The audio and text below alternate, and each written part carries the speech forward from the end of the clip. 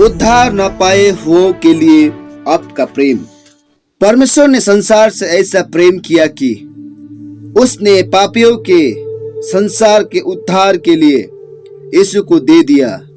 जो भी हम हैं और जो कुछ हमारे पास है, हम हमारे लिए परमेश्वर के महान प्रेम के श्रेणी है, जबकि अपने पापमय कार्यों के द्वारा हम विद्रोही थे। यीशु हमारे लिए मरा, इसीलिए नहीं है कि हम बड़े अद्भुत या अच्छे थे। विशुद्ध प्रेम के कारण परमेश्वर पिता और हमारे प्रेमी उद्धारकर्ता को वापस चुकाने का और कोई महत्वपूर्ण तरीका नहीं है, केवल इसके कि उस संसार को प्रेम करे जिससे वे अब भी उसी उत्कंठा छुटकारा देने वाला प्रेम से प्रेम करते हैं। परमेश्वर अगापे प्रेम देता है। परमेश्वर आप पर व मुझ पर निर्भर रहता है कि उसके प्रेम को हस्तांतरित करे। प्रत्येक मसीहा के पास अदा करने के लिए एक ऋणी है जिसे वह किसी और तरीके से चुका नहीं सकता। परमेश्वर का प्रेम था अगापे प्रेम, यूनानी शब्द जो नया नियम में परमेश्वर के प्रेम के लिए बारंबार उपयोग किया गया है। अयोग्य के लिए, अपात्र के लिए, पापियों के लिए प्रेम जो अपने कामों और मनोवृत्तियों के द्वारा उसके प्रेरित थे। पवित्र आत्मा हमारे हृदयों में वही ईश्वरीय अगापे प्रेम बताता है ताकि अयोग्यों, अपात्रों, पापियों के लिए उसी प्रेम से हम दूसरों से प्रेम करें। हमें लोगों से प्रेम करना चाहिए क्योंकि परमेश्वर उन्हें प्रेम करता है और हमें बुलाता है कि उनके लिए उसके प्रेम का प्रतिनिधित्व वह प्रकट करे। तुलना में यह सरल है कि परमेश्वर पिता हमारे उद्धारकर्ता यीशु और हमारे दाता व सहायक पवित्र आत्मा को प्रेम करे। हम उनके महान प्रेम का प्रत्युत्तर देते हैं जो वे हमें उद्धार पूर्वक देते हैं। सामान्यतः हमारे संगी मसीही जन को प्रेम करना अधिक कठिन नहीं होता, क्योंकि कलीसिया को प्रेम का एक परिवार होना है।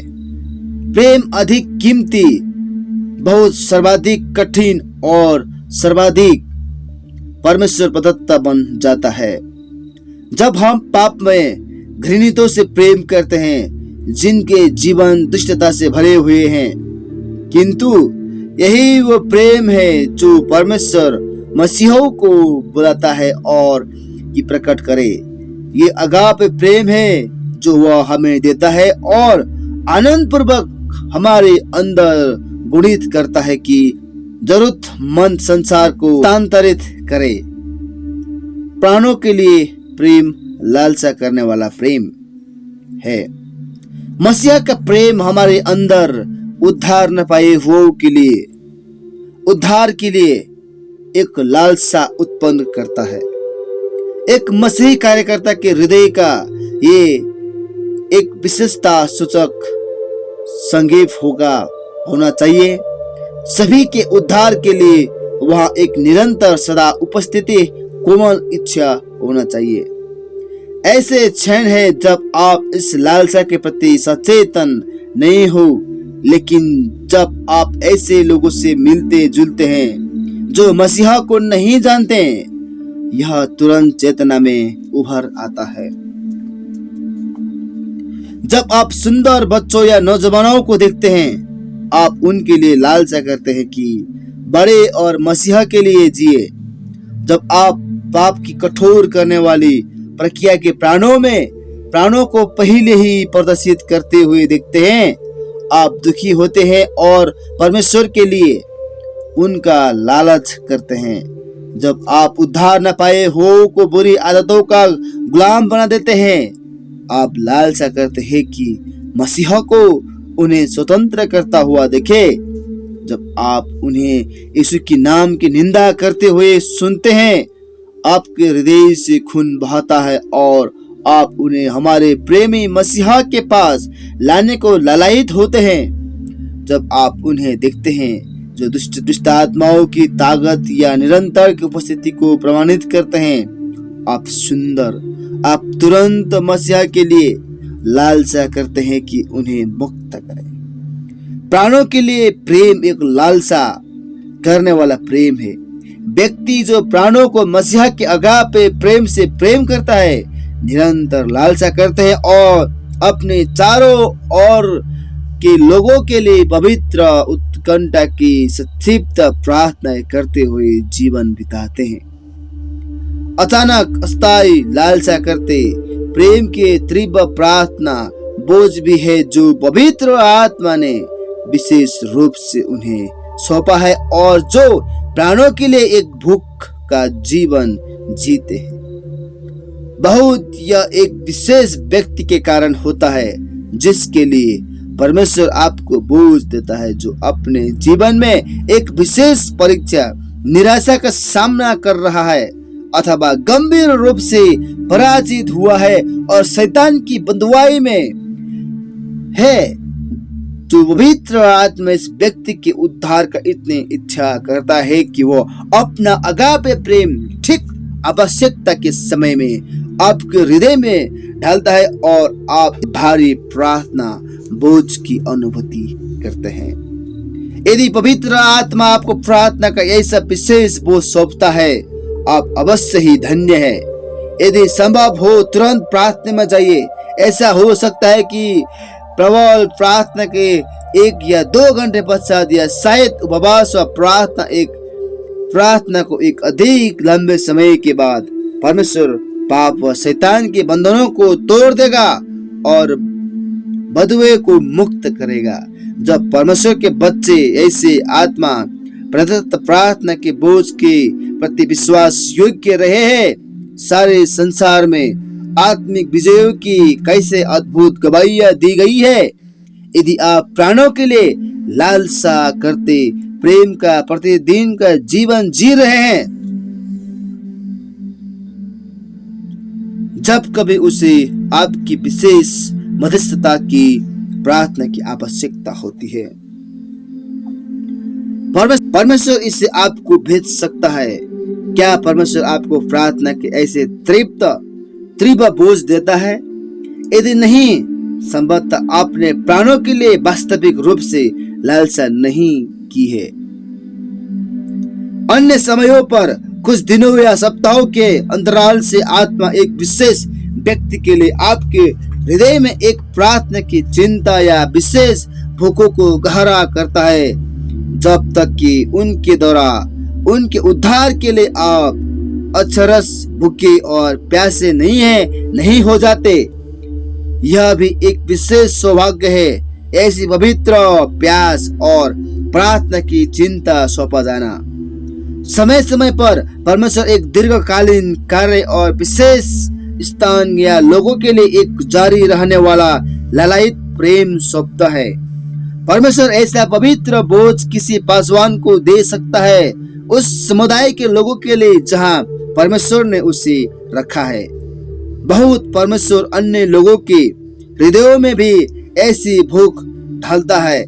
मेरी माँ ने वर्षों तक चीन और भारत के लिए लोगों के लिए एक भूख को उठाए रखा, कई वर्षों तक, और प्रतिदिन जब वो पारिवारिक प्रार्थना में इन 2 देशों के लिए प्रार्थना करती, इससे पूर्व की वो प्रार्थना करना समाप्त करती, वो टूटती और रोती। उसका प्रेम गहरा और स्थिर था और इन देशों के लिए प्रेम बोझ के उसकी वर्षों के लिए या युगान युग तक प्रतिफल पाएगी। ये यीशु का प्रेम है जो पवित्र आत्मा के द्वारा मसीह के माध्यम से दूसरों तक पहुंचता है। प्राणों को जीतने वाले महान लोग सदैव वो रहे हैं जिन्होंने प्राणों के लिए लालसा और प्रार्थना की। टी.डी. विट तलमागी ने कहा, यदि परमेश्वर मुझे मेरी प्रार्थना नहीं देता है, मैं इसे सहन नहीं कर सकता। मैं स्वयं को प्रस्तुत करता हूँ, मैं इस काम में अपनी जिंदगी अर्पित करता हूँ। ऐसा हो कि प्राणों की एक बड़ी भीड़ परमेश्वर द्वारा जन्मे। महान टीकाकार मैथ्यू हेनरी ने लिखा, मैं सोचता हूँ कि मेरे लिए चांदी और सोना के पहाड़ की तुलना में एक प्राण को मसीहा के लिए प्राप्त करना एक अधिक बड़ी खुशी है। रदरफोर्ड ने अपने लोगों से कहा, मेरी गवाही ऊपर है कि तुम्हारा स्वर्ग मेरे लिए 2 स्वर्ग होगा और तुम सभी का उद्धार मेरे लिए 2 उद्धारों के समान होगा। दूसरे शब्दों में, स्वर्ग में उसका आनंद 2 गुना होगा, केवल तब यदि उसके लोग उद्धार पाते हैं। डेविड स्टोनर अपनी मृत्यु शैया पर चिल्लाया, वो प्रभु पापियों को विषयों सैकड़ों हजारों में बचाइए। स्कॉटलैंड वासी सुसमाचार प्रचारक डेविड मैथस ने अपनी सेवकाई के बारे में कहा, मेरी दृष्टि में कभी भी कहीं मिनटों के लिए प्राणों के मन परिवर्तन का विचार दूर नहीं हुआ। मैंने प्रभु की सेवा 22 साल तक की है। मैंने प्राणों को जीतने की खोजी की है, ये मेरी धुन रही है। टोरंटो के डॉक्टर ओसवाल्ड जी स्मिथ ने प्राणों के लिए अपने प्रेम को उनकी डायरी से इन उदाहरणों में बांटा। मैं कभी भी संतुष्ट नहीं रहूंगा जब तक कि परमेश्वर कायल करने वाली सामर में काम न करे और पुरुष और स्त्रियों रोते हुए क्रूस की ओर न जाए। वो काश वो मुझे तोड़ दे और प्राणों के उद्धार के लिए मुझे रोने को बाध्य करे। ओ परमेश्वर के लिए भस्म हो जाना, सब कुछ उसके लिए, केवल यीशु प्राण प्राण प्राण। मैं प्राणों को जीतने के लिए कृत संकल्प हूँ। परमेश्वर मेरी सहायता कीजिए। आज दोपहर लगभग 2 बजे में प्रार्थना कर रहा था जब अचानक मैं रुक गया और परमेश्वर की स्तुति करने लगा। बहुत अधिक आंसू बहे। जो कुछ मैं कर सका वो ही कि सिक्की भरो वे खो गए हैं और इस तरह मैं रोया और लोगों के लिए प्रार्थना की। थॉमस कॉलिंस ने कहा, मैं अपने एकांत के आध्यात्मिक साधन के लिए चट्टानों के बीच गया। जब मैंने प्रभु से विनती की कि मुझे प्राण दे, मैं बहुत रोया। आज मैंने जंगल में प्राणों के लिए घंटों परमेश्वर से याचना की है। वह उन्हें देगा। मैं उनका चिन्ह जानता हूँ। मुझे आज रात्रि प्राण मिलेंगे। जब प्रार्थना करते हुए एक कॉलेज की प्रेसिडेंट को बताया गया कि आधे घंटे में वो मर जाएगा, उसने कहा, तब मुझे बिस्तर से निकालो और मुझे मेरे घुटनों पर कर दो और संसार के उद्धार के लिए परमेश्वर को पुकारने में मुझे बिताने दो। और वो अपने घुटनों पर मर गया। डेविड ब्रेंडर के पास उत्तर अमेरिकी भारतीयों के उद्धार के लिए पवित्र भूखी थी। उस लोगों ने सुसमाचार का प्रतिरोध किया और श्वेत बालों का भय और अविश्वास किया। लेकिन डेविड ब्रेंडर जंगलों में गया जहां वे रहते थे और रोया और महीनों तक प्रार्थना में मल्लयुद्ध किया। वो निरंतर उनके प्राणों आत्माओं के लिए भूखा और प्यासा रहा। उसने घंटों के बाद घंटे ऐसी प्रबलता से प्रार्थना की जब तक कि पूरी तरह थक कर चूर्ण हो गया। ब्रेंडर भारतीयों के उद्धार के लिए पवित्र प्रेम तथा पवित्र लालसा के साथ अक्षरश खर्च हो गया था।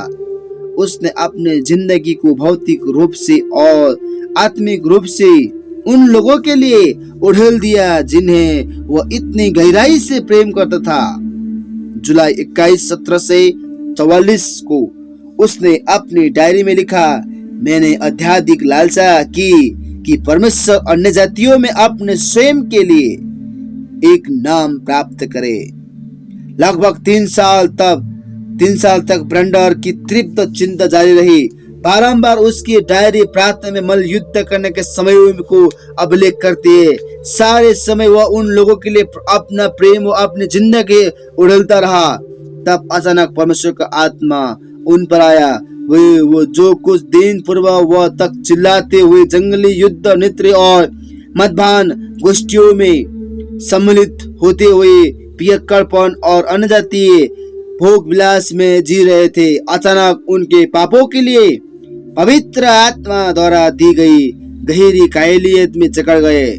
सभी दिशाओं से भारतीय एकत्र हुए और उसके घर को घेर लिया। अगुआ खड़े रहे जब उसने उन्हें प्रचार किया। अनेकों प्राणों के बड़े दुख में भूखी पर गिर गए जब उन्होंने उस यीशु से प्रार्थना की जिसके बारे में ब्रंडर उन्हें बता रहा था, जबकि उसने उसमें से कुछ के साथ व्यक्तिगत सुसमाचार प्रचार किया। परमेश्वर की आत्मा पेंतिकोस्त के दिन की याद दिलाता हुआ अचानक एक तेज आंधी के समान आया। सभी उम्र के लोगों ने प्रार्थना की और दया के लिए परमेश्वर को पुकारा। पूरे घर में और चारों ओर बाहर खड़े भारतीयों ने ताप किया और उद्धार के लिए प्रार्थना की। अनेकों परमेश्वर द्वारा ऐसे कब्जे में किए गए थे कि वे चल या खड़े न हो रहा सके और उसके सम्मुख अपने घुटनों पर लुढ़क गए। संपूर्ण कबीले उद्धार के लिए भूखे व प्यासे होने लगे। रहस्य क्या था? प्राणों के लिए उड़लता हुआ प्रेम, प्राणों के लिए पूरी तरह अपने अंदर समा लेने वाला प्रेम, जिसने अचरज ब्रंडर को बाध्य किया कि प्रार्थना जारी रहे, रोना जारी रहे और इन भाव शून्य मूर्ति पूजक भारतीयों के लिए प्रेम करता रहे। उसने महीने पर महीने अपना प्राणों और अपनी ताकत उड़ल दी, जो बहुत शरीर से दुबला व टीबी से कमजोर रहा था, किंतु वह स्थिर रहा जब तक कि अचानक पवित्र आत्मा उद्धार के सामर्थ की लहरों में न आया। वह पवित्र आत्मा के प्रेम की अप्रतिरोधी सामर्थ और पवित्र आत्मा द्वारा शक्ति संपन्न की गई जबरदस्त मध्यस्थता की प्रार्थना, ये हमारी आज की अति महत्वपूर्ण आवश्यकता है। पवित्र आत्मा के प्रत्येक संचालन में विभिन्न विशेषताएं है। परमेश्वर के पास असीमित प्रेम और असीमित मौलिकता है। जब परमेश्वर सामर्थ व जागृति में काम करता है, प्रत्येक समय और स्थान पर इसका विवरण भिन्न हो सकता है, लेकिन आधारभूत सिद्धांत समान है। पवित्र आत्मा की सामर्थ और पवित्र आत्मा के कटने के लिए पवित्र आत्मा का प्रेम और पवित्र आत्मा से ऊर्जा प्रदान की गई प्रार्थना ही रहस्य व शक्तिशाली तैयारी है। प्राणों के लिए प्रेम एक खोजी प्रेम है। जब पवित्र आत्मा आपके हृदय के प्राणों के लिए अकथ्य भूख से भर देता है, खोए हुओं को ढूंढने में उस प्रेम को अभिव्यक्त करने की तैयारी को मैं जहां भी संभव होगा वह आपका मार्गदर्शन करेगा। यीशु ने हमें सिखाया कि प्रेम ढूंढता है। उड़ाओ पुत्र के पिता ने उसके भटके हुए अगापे पुत्र को बहुत पहले देखा। इसके पूर्व ही वह पिता के घर पहुंचा। पिता के प्रेमी लालायित भूखे हृदय ने उसे बात किया कि अपने बहुत समय से खोए हुए पुत्र से मिलने के लिए दौड़े और वापस आने के लिए स्वागत करे। अच्छे चरवाहों का प्रेमी हृदय मेषशाला में सुरक्षित निम्त्याए भेड़ों को संतुष्ट होकर आराम नहीं कर सकता, जबकि एक रात्रि में खो गई है। खोजी प्रेम उसे अकेले पहाड़ों और घाटियों में खोजने के लिए प्रेरित करता है, जब तक कि वह उसे पा नहीं लेता। और जब वो पा लेता है, वो आनंद से उसे अपने कंधों पर उठा लेता और भेड़ों को घर ले आता है। वो अपने मित्रों व पड़ोसियों को बुलाता है कि उनके साथ आनंद मनाए। बड़ा आनंद जब खोया हुआ मिल जाता है, बहुत बड़ा आनंद आता है। जब खोया हुआ मिल जाता है, स्वर्ग और पृथ्वी आनंद करते हैं। व्यक्ति जो नया नया उद्धार पाता है, अपने हृदय में एक रोमांचित करने वाला नया आनंद पाता है। प्रभु का आनंद बहुत नए विश्वासी के परिवार उस परिवर्तन पर जो यीशु ने किया है आनंद करता है। प्राण जीतने वाले पासवान का चर्च एक खुशहाल चर्च है। परमेश्वर के परिवार में नए भाइयों और बहनों के निरंतर आनंद के बारे में सोचिए। परमेश्वर के रूपांतरित करने वाला अनुग्रह की व्यक्तिगत गवाही का आनंद, वो आनंद जब चर्च के सदस्य प्राण जीतने का दर्शन पाते हैं और मसीह की और लोगों की अगुवाई करने के रोमांच का स्वयं अनुभव करते हैं। अगुवाई के किसी भी आनंद की तुलना प्राण जीतने के आनंद से नहीं हो सकती। खोए हुओं के लिए प्रार्थना के उत्तर को देखने का आनंद। यीशु ने प्रत्येक पश्चाताप करने वाले पापी के ऊपर स्वर्ग में आनंद की बात कही। उसने ये नहीं कहा कि कौन आनंद करता है, किंतु मुझे निश्चय है कि सारा स्वर्ग आनंद करता है। निश्चित ही स्वर्गदूत सुसमाचार की जीत के ऊपर आनंद करते हैं। कैसे वे हमारे सुसमाचार सेवकाई को देखकर रोमांचित होते हैं जब पवित्र आत्मा शक्तिशाली ढंग से काम कर रहा है। 1 पत्रस 1:12। किंतु यीशु विशिष्ट रूप से नहीं करते हैं, नहीं कहते कि स्वर्गदूत आनंद करते हैं। वे कहते हैं स्वर्ग में आनंद होगा, लूका 15:7 में। और एक मन फिराने वाले पश्चाताप करने वाले पापी के लिए परमेश्वर के स्वर्गदूतों के सामने आनंद होता है। किसकी और वो संकेत कर रहा है? नए विश्वासी के रिश्तेदार या मित्र जो पहले ही स्वर्ग में है। संभवतः उन्हें सूचित किया जाता है, किंतु हम निश्चित नहीं हो सकते। यदि वो है, वे बड़ा आनंद करेंगे। लेकिन कौन सबसे अधिक आनंद करता है? किसने सबसे अधिक निवेश किया और सबसे कीमती प्रयास किया कि इस एक के उद्धार को संभव बनाए? निश्चित ही त्रिएक परमेश्वर पिता, पुत्र और पवित्र आत्मा छुटकारा उपलब्ध करने और लागू करने में सभी सम्मिलित थे। स्वर्ग या पृथ्वी में किसी अन्य जीवधारियों के हृदयों से अधिक उनके अनंत हृदयों को संभव है अथक रूप से आनंद करना चाहिए। यदि आप स्वर्ग में आनंद लाना चाहते हैं और यदि आप मूल्यवान सनातन प्रतिफल चाहते हैं, प्राणों को मसीह के पास लाइए।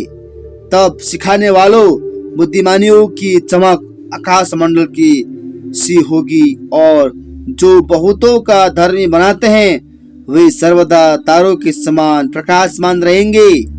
दानियल 12:3। जब प्रत्येक प्राण का उद्धार पूरे त्रिएक के लिए इतना महत्वपूर्ण है, प्राणों को जीतने की से बढ़कर और क्या बुद्धिमानी आप दिखा सकते हैं? प्रार्थना करने में और जितने अधिक से अधिक संभव हो लोगों के उद्धार के लिए सब कुछ करने में असफल रहने से बढ़कर आप स्वयं को और क्या मूर्ख प्रमाणित करेंगे कि क्या आप व्यक्तिगत रूप से प्राणों को जीत रहे हैं?